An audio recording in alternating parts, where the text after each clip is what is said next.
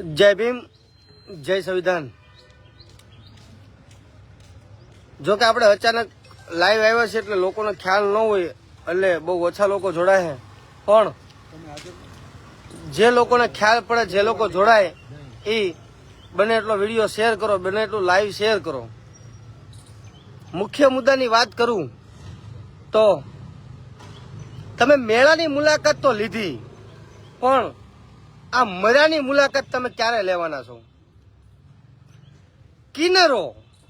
કિન્નરોમાં સમજો ને, સરકારે જેને કિન્નરો જાહેર કર્યા છે, જે ત્રીજો સમુદાય ઉભો કર્યો છે, ત્રીજો સમાજ ઉભો કર્યો છે, એવા કિન્નરો પણ આ છાવણીની, આ ઉપાસી છાવણીની મુલાકાત લઈ અને ભનીબેન નું જે આ ડોક્ટરની બેદરકારીથી જે મૃત્યુ થયું છે એની પ્રત્યે સંવેદના વ્યક્ત કરી અને એમણે પણ ટેકો જાહેર કર્યો છે કે અમે લોકો પણ તમારી ભેગા ઉભા છીએ। તો આ બની બેઠેલા જે લોકોના મત ભીખમાં લઈ અને આજે વિધાનસભા સંસદ સભાની અંદર જઈને બેસી ગયા છે, એ લોકોને હું ખાસ કહેવા માંગુ છું કે તમે લોકો કિન્નરો જેટલી પણ સંવેદના વ્યક્ત નહીં કરી શકો। સંવેદનાની તો બહુ મોટી મોટી વાત કરો છો, પણ આજે કિન્નરો જે સંવેદના વ્યક્ત કરીને ગયા છે એવી પણ સંવેદના વ્યક્ત કરવાની તમારી ઓકાત નથી। કેમ કે આ જે લોકો જે આ લોકોને નોચી અને ખાય છે, આ અમરેલી શાંતાબા જનરલ હોસ્પિટલના મેનેજમેન્ટના ડોક્ટરો, એ લોકો ક્યાંક ને ક્યાંક તમારા લાગતા વળગતા હોય એવું અમને લાગે છે। બાકી તો આજે 13મો દિવસ છે, છતાં તમારા પેટનું પાણી હેલું નથી। અને આ ભનીબેન મંદુરિયાનું જે સૌ છે ડેડ બોડી છે, જે ભાવનગર સરટી હોસ્પિટલની અંદર જે રજળે છે, અને દેવી પૂજક સમાજ આજે ન્યાયની આશા માટે વલખા મારી રહ્યો છે, એને કોઈ પણ રાજકીય આગેવાન આજે એમને ન્યાય અપાવવા માટે અહીંયા ઉપાસી છાવણીની અંદર એની યાર ખંભો મિલાવી બેહવા રાજી નથી।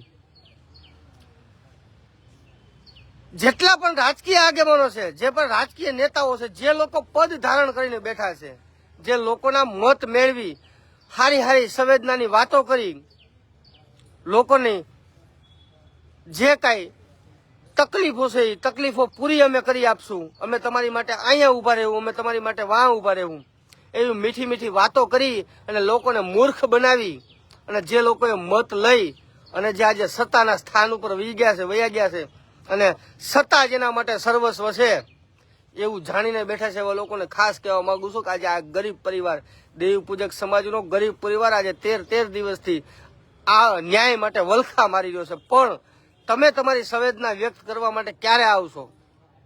તમે મોટી ફાકા ફોજદારી તો કરો છો, તમે મેળાની અંદર મુલાકાત ક્યાંક ભાતીગળ મેળો હોય કે XYZ જે મેળો હોય, તમે મેળાની મુલાકાત લેવાનો તમારી પાસે ટાઈમ મળે છે, તમે રાજુલા જઈ અને તમને કોકના ઉદઘાટનની અંદર ટાઈમ લેવાનો સમય મળે છે, પણ તમે આ ગરીબ માણસોની મુલાકાત લેવાનો તમારી પાસે સમય નથી। તો ધિક્કાર છે તમારી સત્તા ઉપર ને તમારા શાણપણ ઉપર।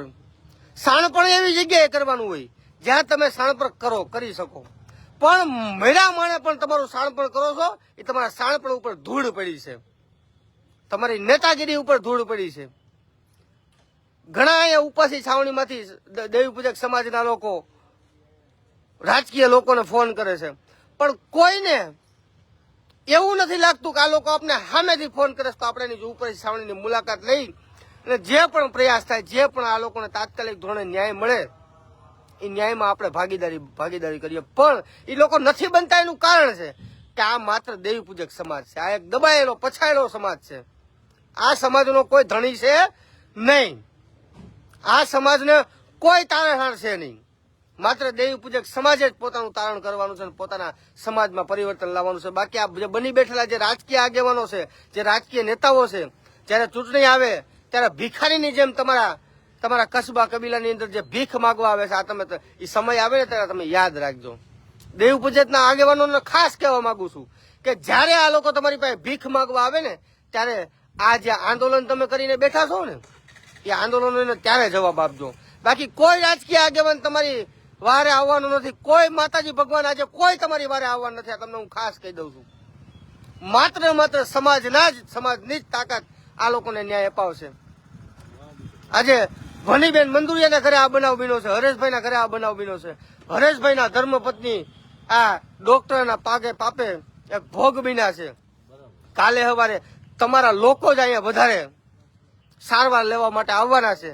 તો દેવ પૂજક સમાજના લોકોને જ હું બે હાથ જોડી વિનંતી કરું છું કે બહોળી સંખ્યાની અંદર આ ઉપાસ આંદોલનની અંદર સહકાર આપો અને હરેશભાઈને યારે ખંભે ખંભો મિલાવી એમને ન્યાય મેળવવામાં મદદરૂપ થાવ.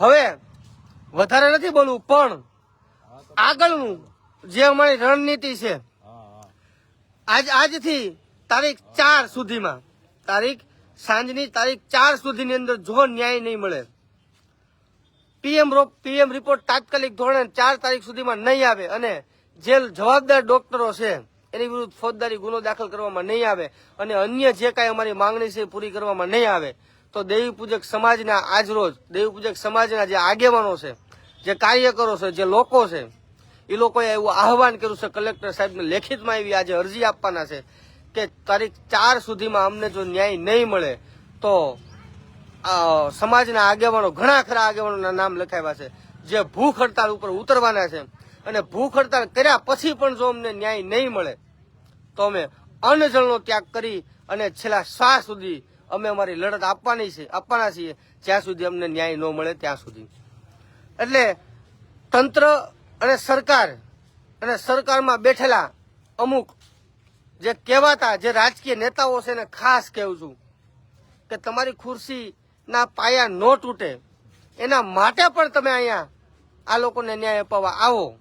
બાકી આવનારી 2027ની જે ચૂંટણી આવે છે એમાં તમારી સઠ્ઠીનું ધાવણ યાદ આવી જાય એવો અમે તમને જવાબ આપશું.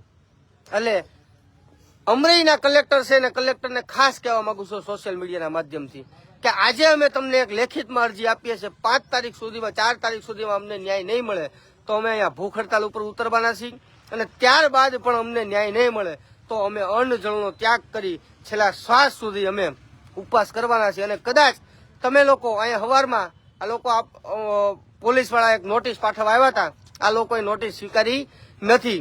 હવે તમારે ડેડ બોડી હળગાવી દેવી હોય તો તમને છૂટ છે અને કદાચ આ ડેડ બોડી હળગાવ્યા પછી એની પાછળ અમારે હળગવું પડે તોય વાંધો નથી. બાકી ન્યાય તો અમે કોઈ પણ સંજોગે લઈને જ છૂટવાના છીએ. હા, જ્યાં સુધી બંધારણની રૂએ, કાયદાની રૂએ અમે ઉપવાસ કરીએ છીએ ત્યાં સુધી વાંધો નથી, પણ પછી માથા ઉપર પાણી જાહે અને અમારું મનોબળ તૂટશે તો જે કાંઈ કાયદો વ્યવસ્થા ખોરવાય એના જવાબદાર માત્ર ને માત્ર કલેક્ટર અને આ સિવિલ હોસ્પિટલના મેનેજમેન્ટ અને સરકાર રહેશે એનું ખાસ એની નોંધ લેવી.